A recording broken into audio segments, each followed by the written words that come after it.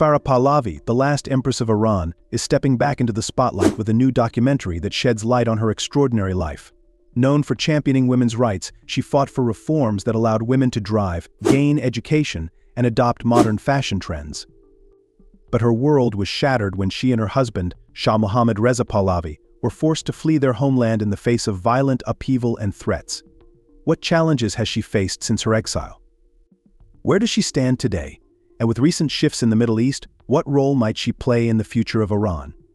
Stay tuned to discover her incredible journey. Before we get started, please leave a like, subscribe, and hit the notification bell.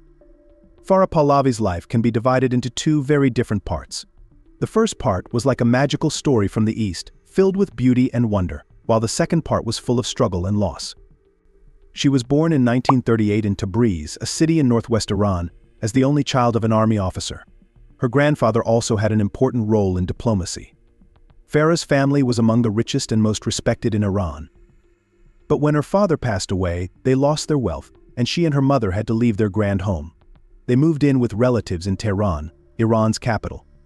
Farah then went to a French school and dreamed of moving to France to study architecture after she graduated.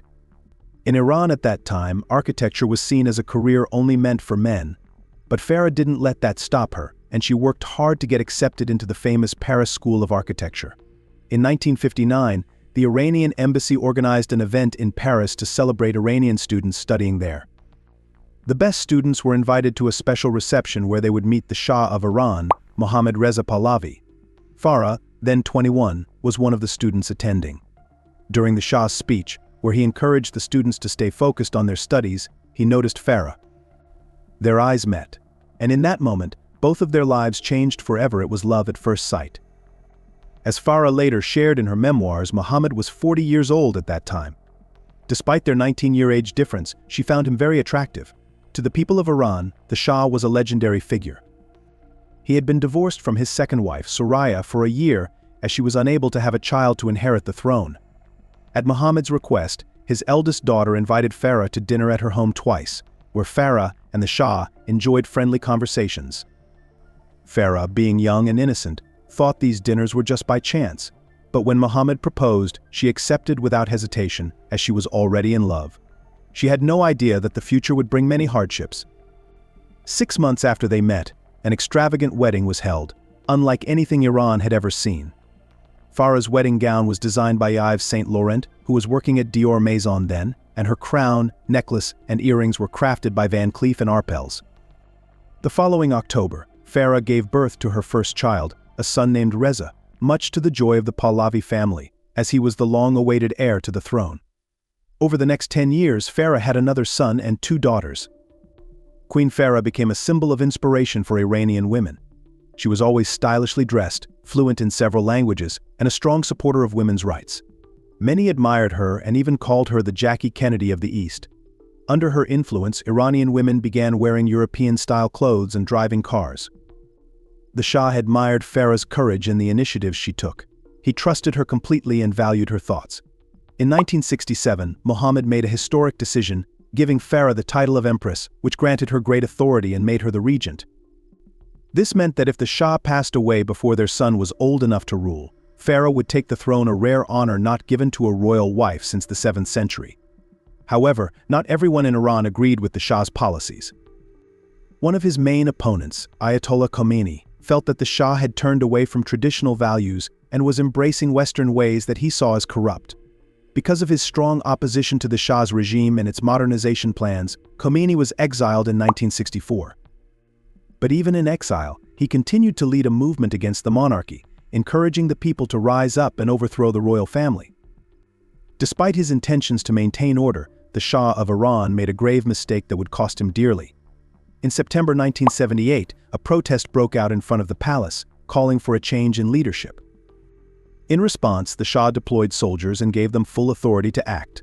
The troops opened fire on the crowd, resulting in thousands of deaths and injuries.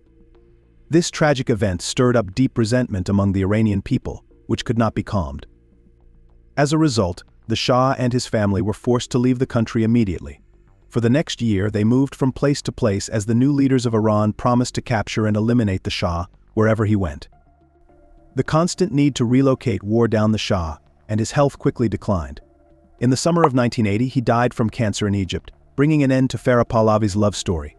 She lost her title, her power, and then her husband and love. But she still had 4 children, and for them she continued to live and fight in exile. After the Shah's death, U.S. President Ronald Reagan allowed Farah and her children to settle in the United States. She dedicated herself to giving her sons and daughters a proper upbringing and good education. Sadly, her life was marked by further tragedy when her daughter, Princess Layla, passed away in 2001, and her youngest son also lost his life to depression in 2011. These losses only added to her grief, highlighting the emotional burden of her years in exile. Farah Pahlavi used most of the money her husband left her to help Iranian refugees escaping the Islamic Revolution. After 20 years, she decided to share her story and the painful events that happened in Iran. When she finished writing her memoir, she realized it wasn't about politics but about love. She named it An Enduring Love My Life with the Shah, and it became a major release, capturing the interest of political experts and psychologists alike. Now, at 86, Farah lives alone in Potomac, a small town near Washington, D.C. Each year, she travels to Egypt to visit her husband's grave, and she also uses social media to talk about the issues facing Iran. Her eldest son, along with his wife and their 3 daughters, visits her often. The former queen of Iran has lived in exile for over 45 years. Some well-known publications suggest that she and her eldest son might form an opposition to Iran's Islamic regime. However, it seems unlikely that she would try to reclaim the throne. Empress Farah Pahlavi has spent decades away from politics, and her focus now is more on her family's well-being than on regaining power. Considering the turbulent history of her reign and the challenges she's endured, Farah likely chooses to stay removed from Iran's political chaos. The risks of returning to a country where her family was ousted, along with possible retaliation from the current regime, may discourage her from seeking any political return. At her age, she may also find greater satisfaction in advocating for Iranian women's rights and supporting her community from afar, rather than aiming to reclaim the throne. Though recent changes in relations between Iran and Israel hint at shifts in the region, they don't necessarily open a path for the royal family to regain their former position. Empress Farah likely values stability and peace above seeking power, preferring to create a legacy based on compassion and support for her homeland from a distance. Her focus now seems to be on standing by her people in spirit, rather than in political ambition. Farah Pahlavi's journey is a remarkable testament to strength and resilience. From her role as an advocate for women's rights to her experiences in exile, she embodies the spirit of perseverance.